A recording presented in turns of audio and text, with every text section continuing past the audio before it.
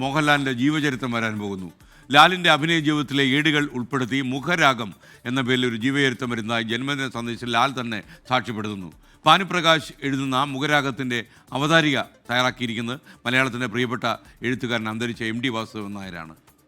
അദ്ദേഹം ഈ അവതാരിക എഴുതി കൊടുത്തു കഴിഞ്ഞു. മാതൃഭൂമി ബുക്സാണ് ഈ പുസ്തകം പ്രസിദ്ധീകരിക്കുന്നത്.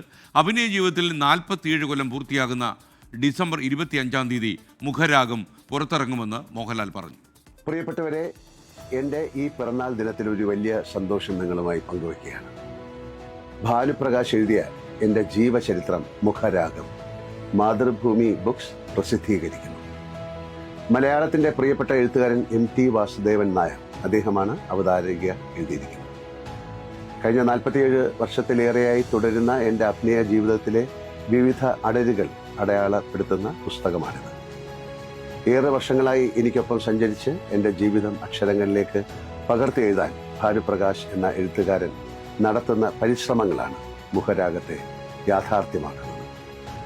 1000-ഓളം പേജുകൾ വരുന്ന ഈ പുസ്തകം എൻ്റെ സിനിമാ ജീവിതത്തിൻ്റെ 47 വർഷം പൂർത്തിയാവുന്ന 2025 ഡിസംബർ 25 പുറത്തു വരും.